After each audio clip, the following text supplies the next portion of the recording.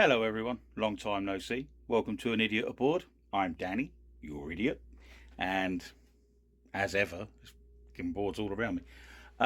What are we doing today in my first video for a long time? Well, we're sorting this wall out. We're going to try anyway. What we're going to do is we're going to take all this down, and this is the wall from my first video that I plasterboarded. But it's not great. The stud work behind the plaster board that I put up is so wonky that, I mean, honestly, you put a straight edge on it and it makes you feel seasick. So what I'm going to do is I'm going to take all the stuff off. I'm going to remove everything out because there's a lot of crap on the floor down there. It's not pretty. And I've got some OSB I'm going to put on the wall. I'm going to shim it so that it's flat all the way along the wall, from that corner all the way along to the door, at least edge of the door. Get the wall so that it's on one plane. Part of the reason for wanting to do this, as you remember, I did this in a quick video. This was donated to me from my friend Mike, lead singer in the band Feels Like Home. Check him out, bloody good. And I put it on a French cleat running the full length of the unit, starting here all the way up to the end. That were a mistake. I'll show you why. Just turn. It's only just hanging on at this end. It's only just hanging on. Because, I mean, it's nice and snug at that end. And if you look from here, if we look along it, yes, that's the Rock and John Cena. At this end, it's poking out quite a bit, and at the far end, it's a little bit straight. So it moves as it goes down the length of the wall. And we don't want that, do we? It's already shifted quite dramatically at one point. Overnight, this suddenly went a little bit and everything fell out of this. These were my daughter's from when she was little. She was a massive wrestling fan. The nerdy stuff is mine. And so, yes, we're going to sort this out. We're going to get this back on the wall and have a bit of a clean up and see how we get on from there. Let's crack on. One of the things I may or may not have told you so far in some of these videos is just how much of a clumsy bugger I can be. That's where this comes in handy. Dollarama. Cost me, I think it was $2. Telescopic stick, magnet on the end, drop a load of nails, pick them up. Easy. So let's have a little look at just how wonky this wall is. So, I've got my trusty Stanley Fatmax, which is probably the straightest thing I've got, over a distance anyway, up on the wall, kind of at the same level, roughly at the same level as the old unit was. I have good contact here, in fact from the door, so we'll come in from there a bit.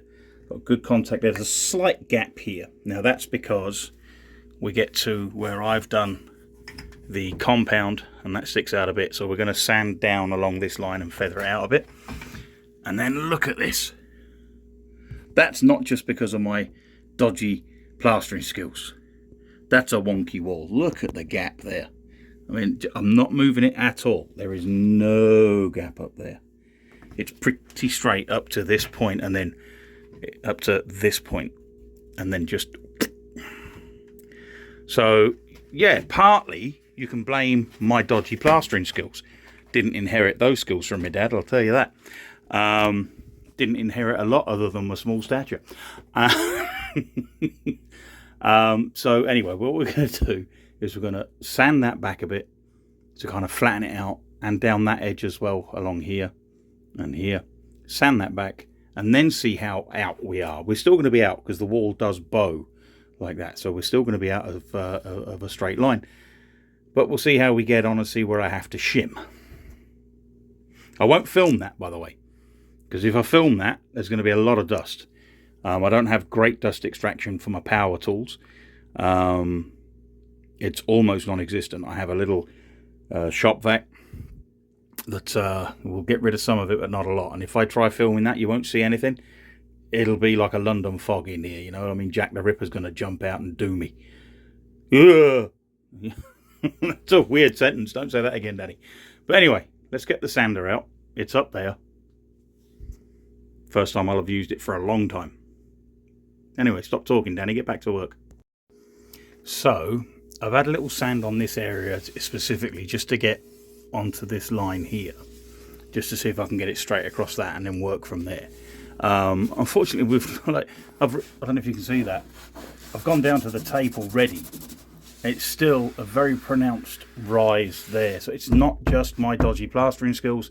This wall is as bent as a 9-bob note. It really is. It's so freaking wonky. I'm going to put the level across here because this is where I've gone. I want to see if it's a little bit closer now. So, where did I put the bloody thing? Here it is. Let's get the level up there. So we're at the same point there, on the same line. Make sure we're there. We are. Nice and tight. We're a little bit tighter and that gap is less pronounced than it was. We are straight across here where I sanded. Good. And then, look at that. I mean, you could drive a bloody tank through there. It's not quite as bad, but I mean, if I sand any more, especially in this area, I'm literally going to be taking plasterboard out. I don't want to be doing that. So I think I'm not going to bother sanding.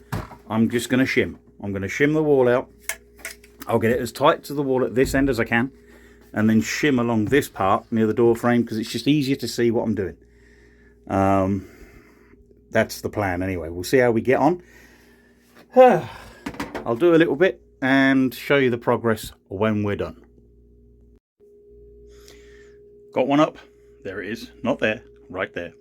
I'm going to turn the camera around, put the level up, especially on the point where I want it, because below that I'll have smaller things. So it doesn't matter if there's a slight bow. I really want it that one straight so that this can go up straight and not kind of go crooked and overhang the way it did, just so I can be sure it will stay up.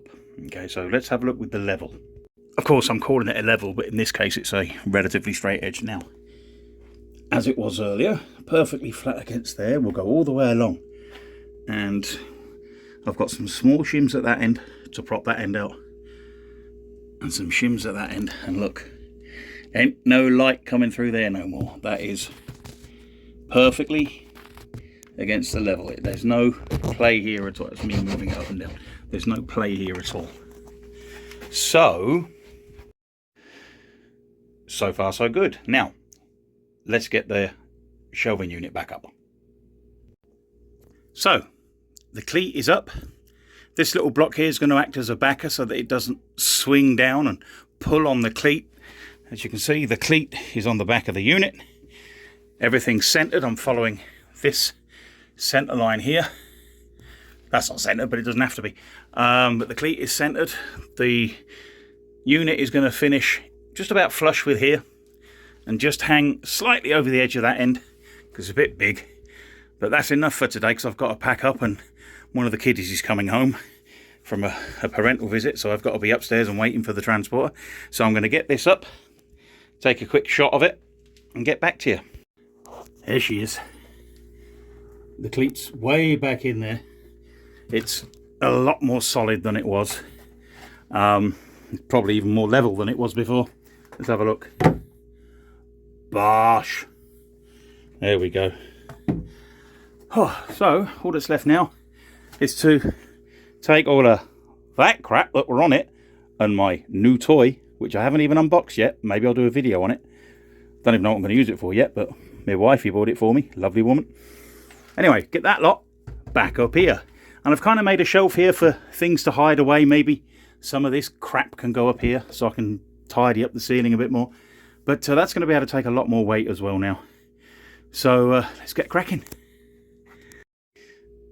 Well, I've just seen what the time is, so I haven't got time to fill them up yet. I'll just have to get the stuff off the old freezer, and get it up there later when the kids are asleep. Because, like I said, one of them's due home. The baby is due home now, and my wife's had to go to pick the other two up from their respective daycares. So I've got to be here for when the transporter brings the baby home. Oh, poor me, I've got to leave you behind and go hug a baby. Anyway, thanks for tuning in. I'll be down here again as soon as I possibly can. We're so damn busy with the kids that I hardly ever get to... I forget what it looks like in here, let's put it that way. But we'll be back as soon as I can. I will be back as soon as I can. and I'll give you an update on what I've done through there in the storeroom where I've been building those crappy old shelves out of crappy old pallet wood. And well, as you can see, I'm getting going in here again. So hopefully within a month or two I might even start building my first workshop units. Fingers crossed. You can really see me make a balls up of stuff. Anyway, thanks for watching. Catch you next time. Cheers.